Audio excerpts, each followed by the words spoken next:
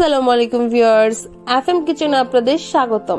আমি মেঘলা হাসান আজকে আপনাদের জন্য নিয়ে এসেছি নতুন একটি রেসিপি। আজকে আমি শেয়ার করতে যাচ্ছি ফ্রুট কাস্টার্ড। কিভাবে ইজিলি ফ্রুট কাস্টার্ড তৈরি করতে পারবেন সেই রেসিপিটা আমি শেয়ার করতে যাচ্ছি। এটা তৈরি করা যেমন সহজ তেমনই কিন্তু খুব অল্প সময়ে তৈরি করা হয়, আর অল্প ইনগ্রিডিয়েন্টস দিয়েই অল্প ফ্রুটস ইউজ করেই কিন্তু এই কাস্টার্ডটা তৈরি করতে পারবেন।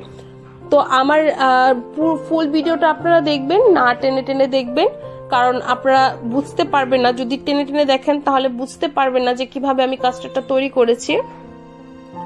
তো তার আগে আমার চ্যানেলটাকে সাবস্ক্রাইব করবেন, লাইক কমেন্ট শেয়ার করবেন। এখন আমি বেশি কথা না বলে মূল রেসিপিতে চলে যাচ্ছি।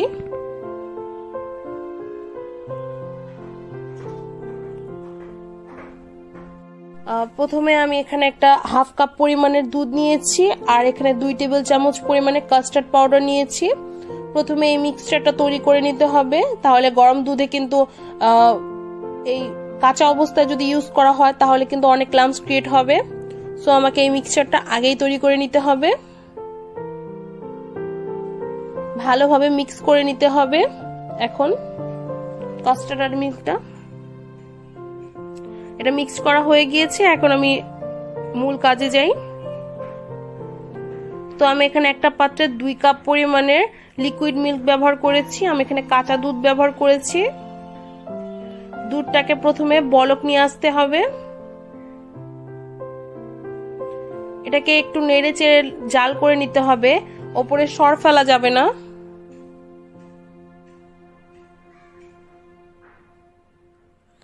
এখন এটাতে অ্যাড করে দিতে হবে 1/4 কাপ পরিমাণের চিনি। চিনিটা আপনারা আপনাদের স্বাদ অনুযায়ী দিয়ে দিবেন, তবে কাস্টার্ডে একটু কম মিষ্টি ভালো লাগে, যেহেতু ফ্রুটস ইউজ করা হয়। ফ্রুটস কিন্তু এমনিতেই মিষ্টি থাকে।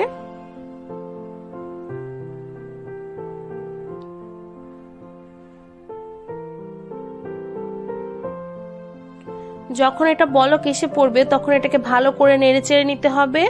আর এখন ইউজ করতে হবে যে কাস্টার্ডের মিক্সচারটা রেখে দিয়েছিলাম, আগেই তৈরি করেছিলাম, সেটা ইউজ করতে হবে। কাস্টার্ডের মিক্সচারটা দিয়ে অনবরত কিন্তু নাড়তে হবে, অনবরত নাড়তে হবে। এই সময়টা কিন্তু খুবই জলদি কাস্টার্ডটা তৈরি হয়ে যায়, জমাট বেঁধে যায়।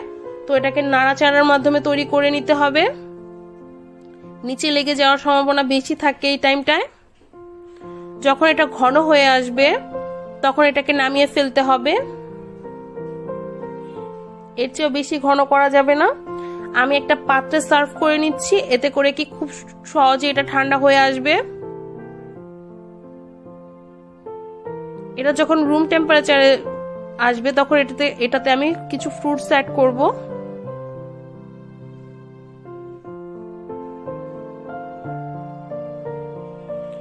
আমার এটা কিন্তু রুম টেম্পারেচার ঠান্ডা হয়ে গিয়েছে।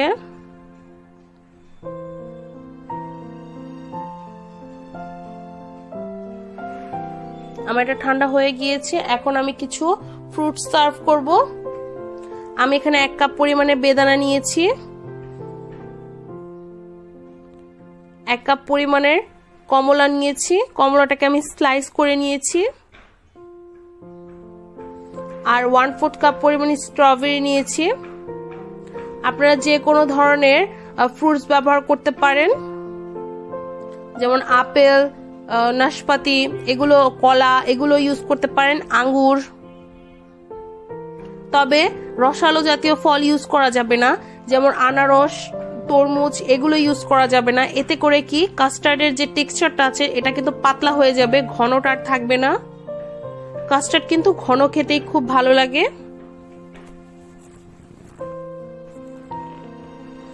এখন সবগুলো ফ্রুটস একসাথে মিক্স করে নিতে হবে। আপনারা চাইলে কিছু ড্রাই ফ্রুটস তো ব্যবহার করতে পারেন, কিছু বাদামও ইউজ করতে পারেন।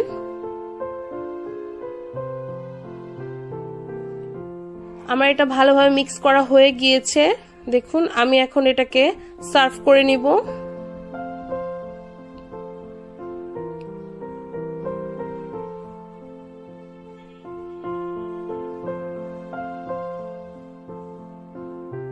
কাস্টার্ডটাকে আমি সার্ভ করে নিয়েছি। আমি ওপরে কিছু স্ট্রবেরি জেলো আর স্ট্রবেরি দিয়ে সার্ভ করে নিয়েছি। খুবই ইয়ামি হয়েছে আর খুবই অল্প সময়ে কিন্তু এই কাস্টার্ডটা তৈরি করা যায়। খেতে যেরকম দারুণ, তৈরি করতে কিন্তু এর চেয়ে বেশি দারুণ, কারণ অল্প সময় এটা তৈরি করা হয় আর ঘরের যে কোনো ফ্রুটস দিয়েই তৈরি করা যায়। আমার ভিডিওটি আপনাদের কেমন লেগেছে আমাকে কমেন্টে অবশ্যই জানাবেন। আর আমার সম্পূর্ণ ভিডিও দেখার জন্য আপনাদেরকে ধন্যবাদ। এখন আমি বিদায় নিচ্ছি। আল্লাহ হাফেজ।